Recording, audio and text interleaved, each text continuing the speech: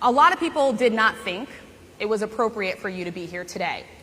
You have pushed false claims about some of your rivals, from Nikki Haley to former President Barack Obama, saying that they were not born in the United States, which is not true. You have told 4 congresswomen of color who were American citizens to go back to where they came from. You have used words like animal and rabbit to describe black district attorneys. You've attacked black journalists, calling them a loser, saying the questions that they ask are, quote, stupid and racist. You've had dinner with a white supremacist at your Mar-a-Lago resort. So my question, sir, now that you are asking black supporters to vote for you, why should black voters trust you after you have used language like that? Well, first of all, I don't think I've ever been asked a question in such a horrible manner. First question. You don't even say, hello, how are you? Are you with ABC? Because I think they're a fake news network, a terrible network. And I think it's disgraceful that I came here in good spirit. I love the black population of this country. I've done so much for the black population of this country, including employment, including opportunity zones with Senator Tim Scott of South Carolina, which is one of the greatest programs ever for black workers and black entrepreneurs. I've done so much, and you know, and I say this, historically black colleges and universities were out of money, they were stone cold broke, and I saved them and I gave them long-term financing, and nobody else was doing it. I think it's a very rude introduction. I don't know exactly why you would do something like that. And let me go a step further. I was invited here, and I was told my opponent, whether it was Biden or Kamala, I was told my opponent was going to be here. It turned out my opponent isn't here. You invited me under false pretense. And then you said, you can't do it with Zoom. Well, you know, where's Zoom? She's going to do it with Zoom, and she's not coming. And then you were half an hour late. Just so we understand, I have too much respect for you to be late. They couldn't get their equipment working or something was wrong. Mr. President, I would love if you can answer the question on your rhetoric and why you believe that black voters should trust you with another 4 years. I have been the best president for the black population since Abraham Lincoln. That's my answer. Better than President Johnson, who signed the Voting Rights Act? And for you to start off a question and answer period, especially when you're 35 minutes late because you couldn't get your equipment to work, in such a hostile manner, I think it's a disgrace. Let me just ask a follow-up, sir, and then we'll move on to other questions here. Some of your own supporters, including Republicans on Capitol Hill, have labeled Vice President Kamala Harris, who is the first black and Asian American woman to serve as vice president and be on a major party ticket, as a DEI hire. Is that acceptable language to you? And will you tell those Republicans and those supporters to stop it? How do you define DEI? Go ahead. How do you define diversity, equity, inclusion? Okay, yeah, go ahead. Is that what your definition? That is give me a literally definition the words then. Would you give me a definition DEI. of that?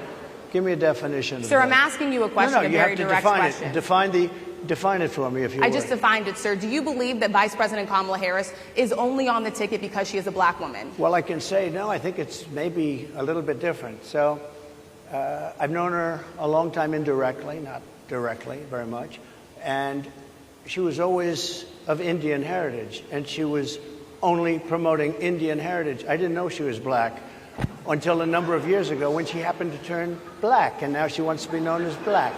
So I don't know, is she Indian or is she black? She is always identified as a black woman. She went to a historically black college. I respect either one, but she obviously doesn't, because she was Indian all the way, and then all of a sudden she made a turn, and she became a black person. Just to be clear, sir, do you believe that she is... I think somebody should look into that, too, when you continue in a very hostile, nasty tone. It's a direct question, sir. Do you believe that Vice President Kamala Harris is a DEI hire, as some Republicans have said? I really don't know. I really don't. Some, and there are plenty. I know this lady right over there, Harris, is a fantastic person who just interviewed me at length. And we had a great interview, I think, and I heard you got very good ratings on that interview. You told me it was the longest one of your life, so we had a good discussion. Look, I want to talk about why you're here today. I mean, it is not lost on us how divided we are as a country. And as you were coming today, we really got to see that we were divided along the lines of race, along the lines of gender. And there is this question of, in this moment where we are, Why come here? What is your message today? My message is to stop people from invading our country that are taking, frankly, a lot of problems with it. But one of the big problems, and a lot of the journalists in this room I know and I have great respect for, a lot of the journalists in this room are black. I will tell you that coming from the border are millions and millions of people that happen to be taking black jobs. You had the best. What exactly is a black job, sir? A black job is anybody that has a job. That's what it is. Anybody that has a job. All right. And Mr. President, they're taking the employment away from black people.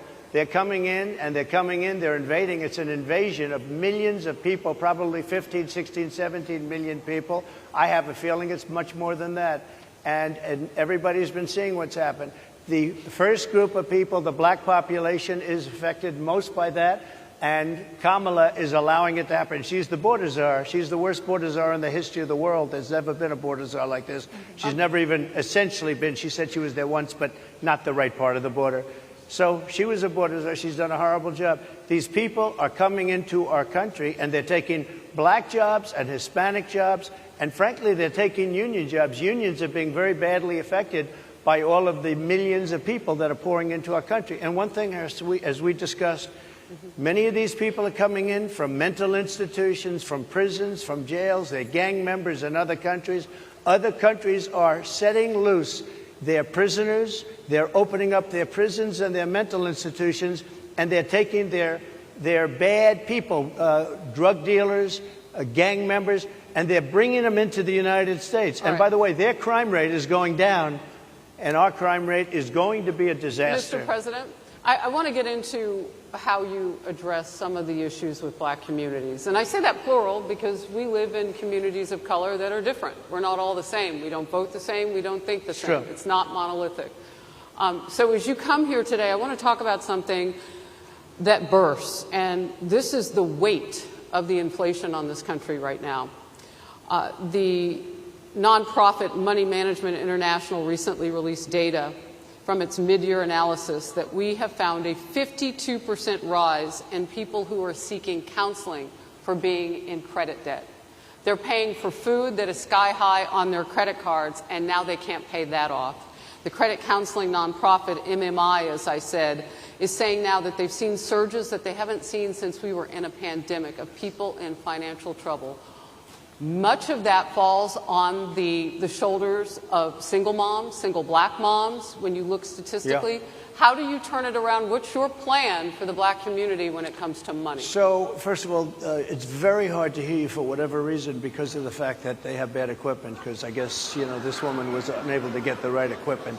But it's very hard for me to hear you, but I can hear every other word. It's very difficult, actually. But so I don't know if they can fix it or do something with it, but I'll do the best I can with it. The inflation is absolutely destroying our middle class, our working class, virtually every class. Inflation is a disaster in our country.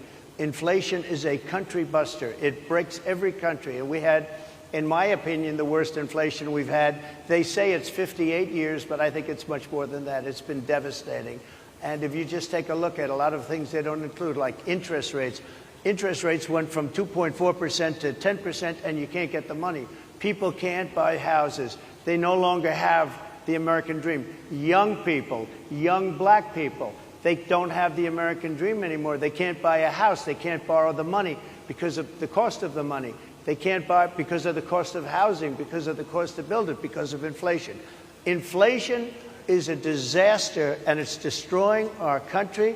And it's destroying the black community probably as much or more than any. What's your plan? You know what we have to do? We have to bring down the cost of energy, and that's going to bring down the cost of inflation. This was all started with a bad energy policy by Joe Biden. By the way, just if I might, I was running against a man named Biden. You probably saw that.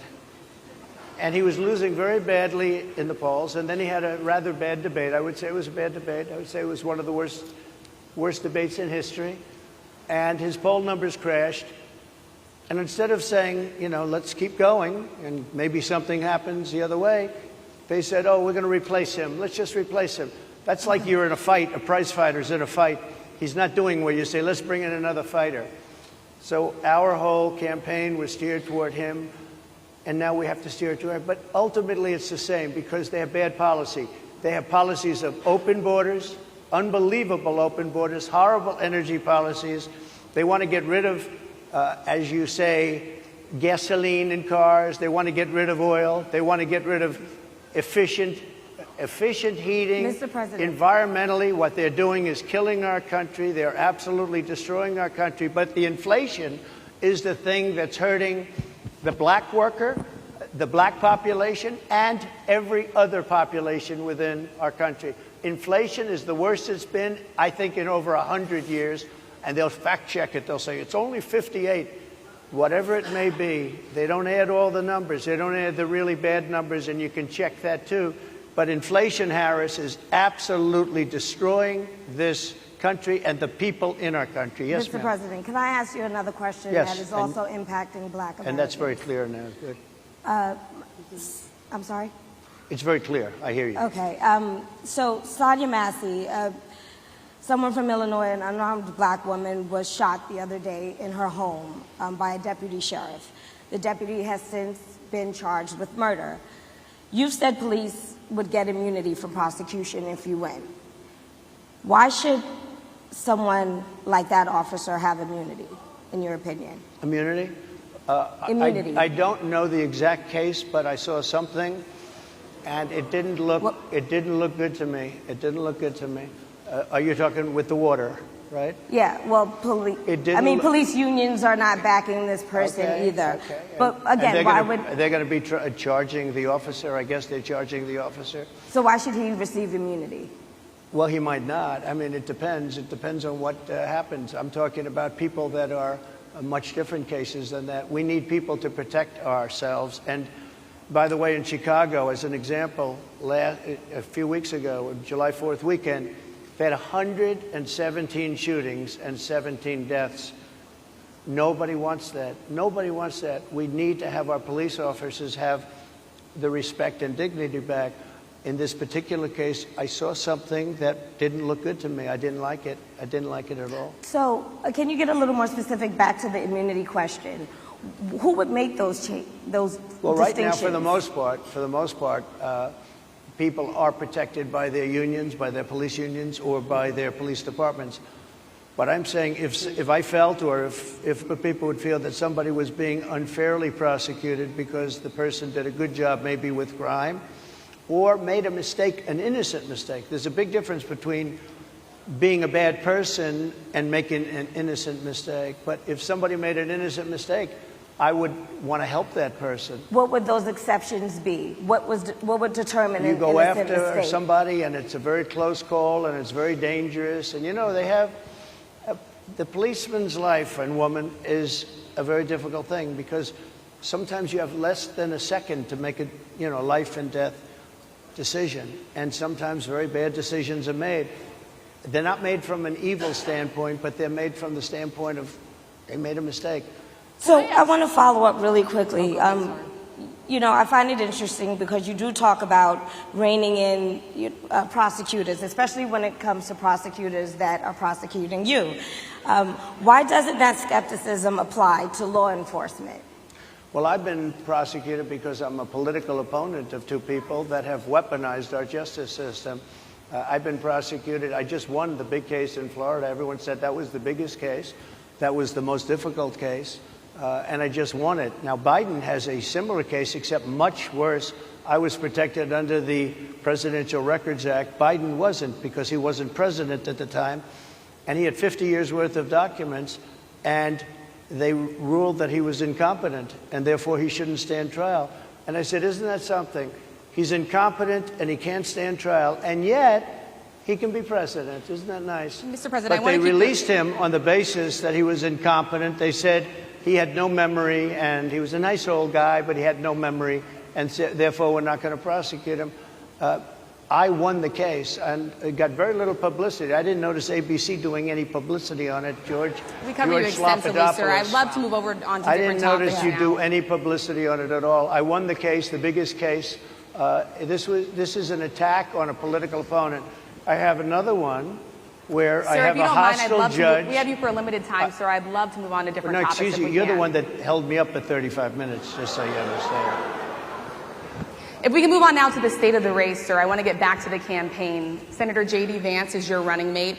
He's had a lot of controversy lately, and I want to read you a few things that he has said in the past.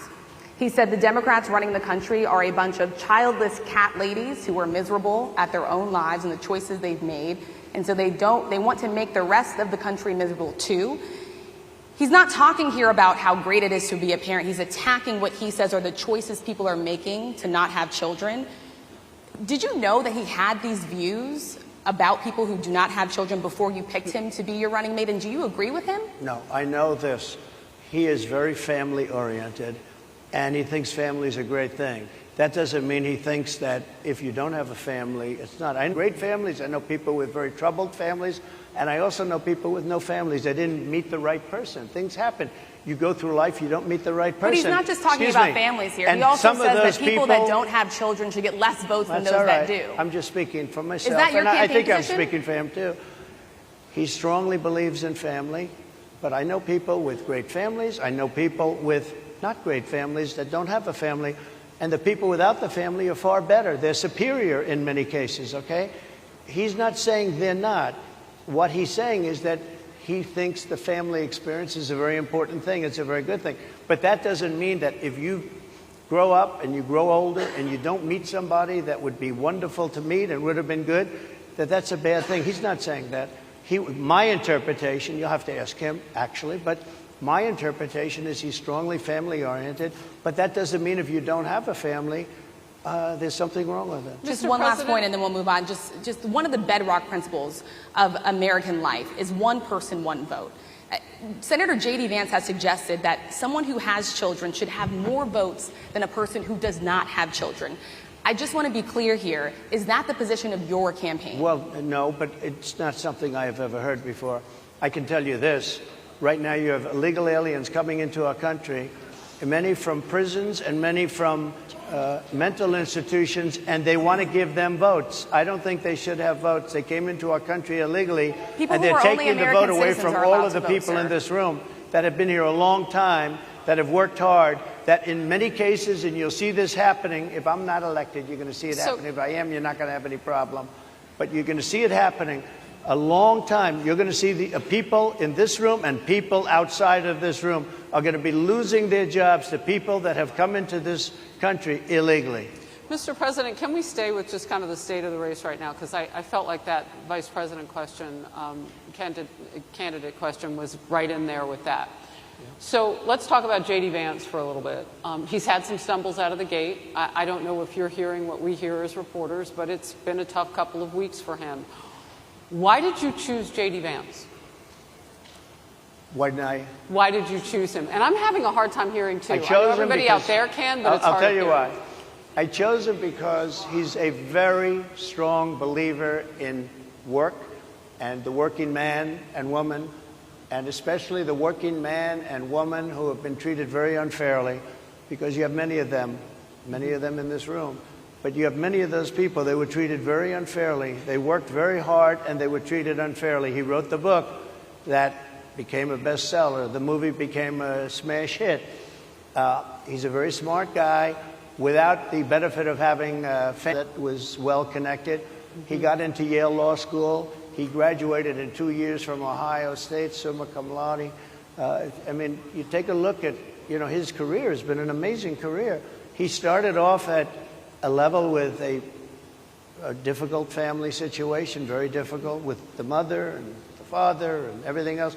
He ends up going to Yale Law School and was one of the top students, became the head of the Law Journal. I mean, that's an amazing thing. He's a 4-year, he was in the military with great distinction for 4 years, got out, went into business, became successful in business, very successful in business, actually. Did public offerings and other things.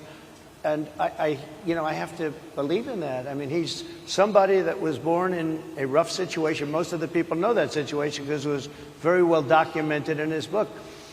And I have a lot of respect for somebody that can get into Yale and become one of the best students in Yale, that meets a young woman at Yale who was also outstanding, and they get married, they have a beautiful family, but he had he's made himself an amazing life. He then goes to Ohio, lives in Ohio, and he had my endorsement. That helped.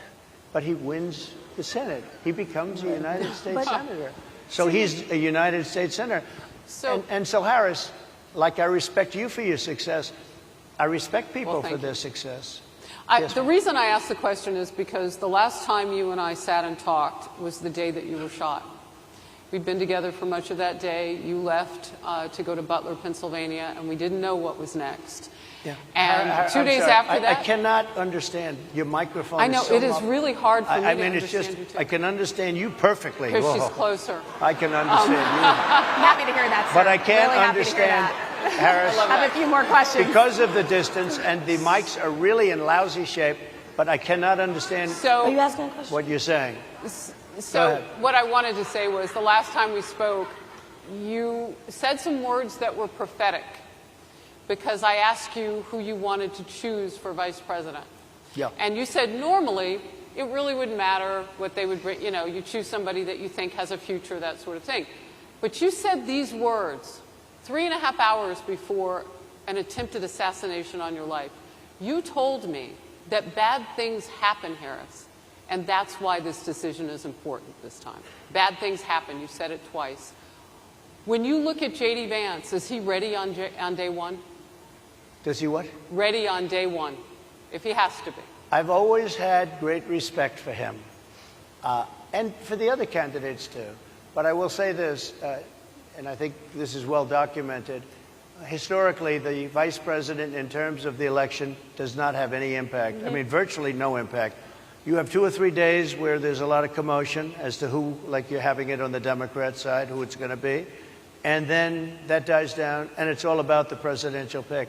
Virtually never has it mattered. Maybe Lyndon Johnson mattered for different reasons of what we're talking about, not for vote reasons, but for political reasons, other political reasons. But historically, the choice of a vice president makes no difference. You're voting for the president, and you can have a vice president who's outstanding in every way, and I think J.D. is. I think that all of them would have been. But you're not voting that way. You're voting for the president. You're voting for me. If you like me, I'm going to win. If you don't like me, I'm not going to win. I'm going to get my J.D. Vance question in. J.D. Vance? I'm going to get my J.D. Vance question in. To your point and to Rachel's point, he, has a lot of opinions about childless women like myself or divorced people like yourself.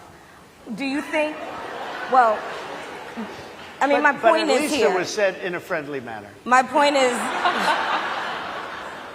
do you think the Republican Party is getting a little bit too judgy about people's lives when you think about abortion or when you think about what J.D. Vance is saying? I don't think, look, I think that the Democrat Party is really the one that has the problem. I think they're radical on abortion because they're allowing abortion in the 9th month. They're allowing the death. They're allowing the death of a baby after the baby is born, based on the governor of Virginia. Based on the governor of Virginia, they're allowing the death of the baby after it's born. They're allowing abortions in the 8th and 9th month. Well, Democrats have denied. I think they're right. And I think the Republican Party is actually much less. I think I've made them much less radical, perhaps, but the Republican Party, what we're doing is bringing it back to the states where everybody wanted it. Democrats, Republicans, liberals, conservatives, everybody wanted abortion brought back. They didn't want Roe v. Wade in the federal government. They wanted it, everybody wanted it back. But the majority of Americans oppose Roe v. Wade being overturned. They don't know about this. Right now they're voting. It brought it back to the states. Now, I happen to believe in the 3 exceptions. Ronald Reagan believed with rape, incest, life of the mother. I do. I think most people do. I think most Republicans do also. But if you take a look, right now they're doing, it's an amazing thing, out of the federal government, it's in states, and people are voting. And I will say, Ohio is, let's call it a more liberal version, has been approved. Kansas, the same thing, a little bit surprising to a lot of people. But the people are now voting, and it's taking this issue that's been going on for 52 years and has torn our country apart, and it's giving it to the people to vote on. And they're voting. And Many states have already voted. Others are in the process of voting. And it's bringing it back to the people and a vote of the people. And it's not at all radical. And again, you have to follow your heart. I happen to believe in the 3 exceptions. Most people believe in the 3 exceptions. Most Republicans believe in the exceptions. But they don't want to see an abortion in the 9th month or the 8th month. Almost everybody agrees to that. And they certainly don't want to see, in the case of the governor of Virginia, the former governor, I might add, who said, we set the baby aside and then we decide what to do. Meaning, what do? We execute the baby. That's a radical, horrible position.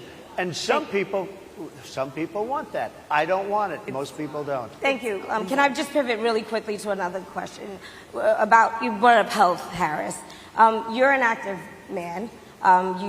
We see you golfing all the time. But if you win, you'll still be president at 82, which is older than Biden is right now. But not mentally. Look, mentally.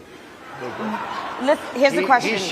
He's shot. But most people, I know many people in their 80s and their 90s that are in great shape. Some of our greatest leaders. You look at throughout the world history, the greatest leaders, some of the greatest leaders in the world were in their 80s. But here's the question. Would you consider stepping down if you felt that your health was declining? Or would you? Oh, absolutely. And who would make, I think I'd know. How would you make that decision? I think I'd know. Look, if I came onto a stage like this and I got treated so rudely as this woman treated me. Oh, my goodness.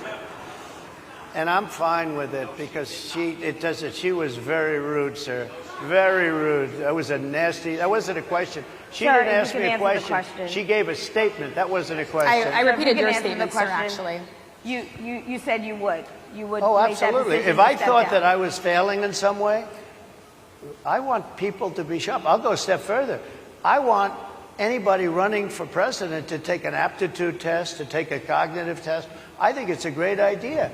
And I took 2 of them and I aced them. Well, I took 2 of them. But let me ask you. I would like to have people running for president, and I don't mean because they're 75 or 85.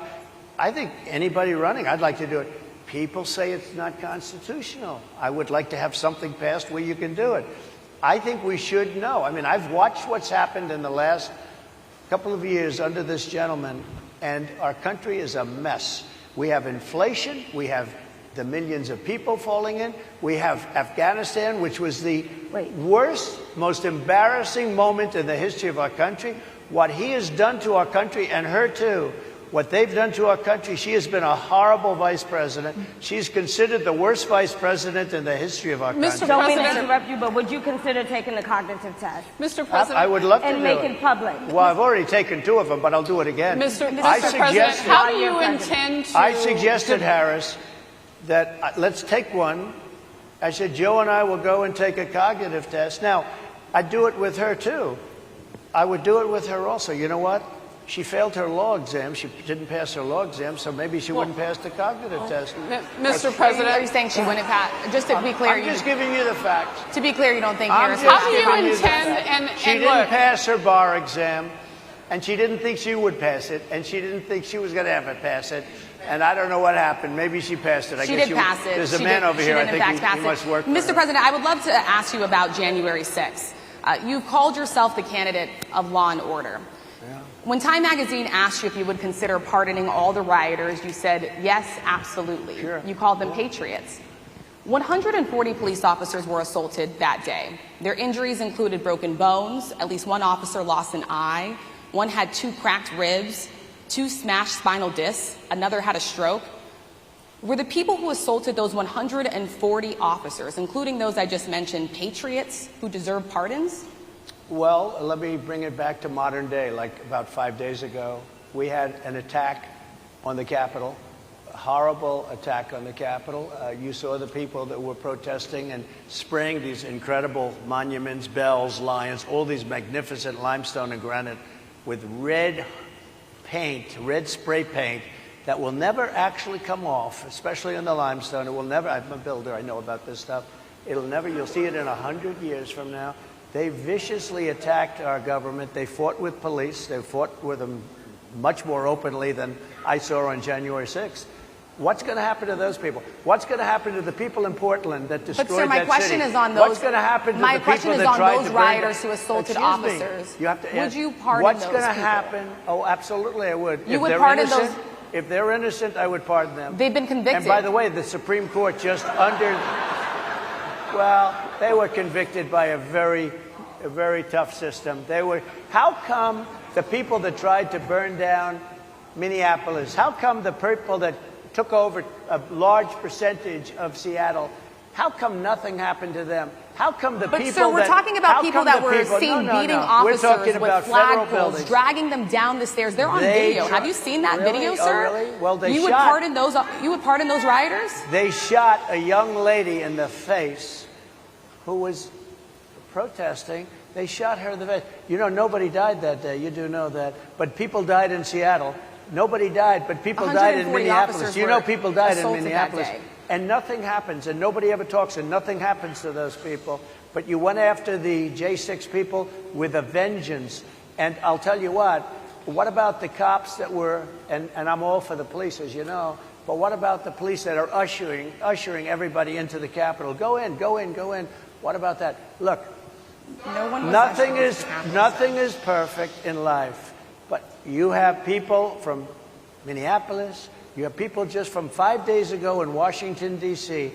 They were having fistfights and fighting with the police. They were spraying and destroying. They were desecrating our monuments in Washington, D.C. 5 days ago, and nothing happened to them.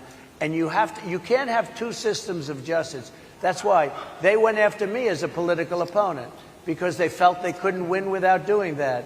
And we're going to win our cases, and we're going to be vindicated. But I have to spend a lot of time on that, and money. That's what they want. After the election, they won't care. Although in my case, I think they probably will, because the hatred is pretty deep. But I'll tell you, they went after me as a political opponent. That's never happened in our country before, and it sets a terrible, terrible precedent. What do you do on day one if you win? What's your first thing? What do? I close the border. And I do two things, because I can do a lot of things simultaneously. I close the border. We don't want people coming in. We want people to come in, Harris, but they have to be vetted. They have to be checked. They have to come in legally. I want people to come into our country, but they have to be vetted. They have to be checked. So when you say, what do? That, and I drill, baby, drill. I bring energy way down. I bring interest rates down. I bring inflation way down so people can buy bacon again, so people can buy a ham sandwich again, so that people can go to a restaurant and afford it. Because right now, people can't buy food. Your grocery bills are up 40, 50, 60%, right? She's agreeing to me. Oh, she's agreeing. Thank you. I like you very much. Mr. President, I think we are. But it's true. Your grocery bills are up. And then they're mandating that you buy an all-electric car. You know, Elon Musk endorsed me, and he's a friend of mine. He's a good guy. He's a smart guy. But I'm against everybody having an electric car, okay? I'm very much against that. You have to be able to, if you want a hybrid or if you want a gasoline-propelled car. But, you know, we have more liquid gold, gasoline, oil, under our feet than any other country. More than Saudi Arabia, more than Russia, more than any other country. I want to use it. I want to use what we have. I want to bring down prices, bring down costs. And I also have to stop the invasion. And remember, they're taking your jobs. These people coming in are taking your jobs. Hey, thanks for watching. If you like this video, check out these other videos from USA Today to stay up to date with all the latest news.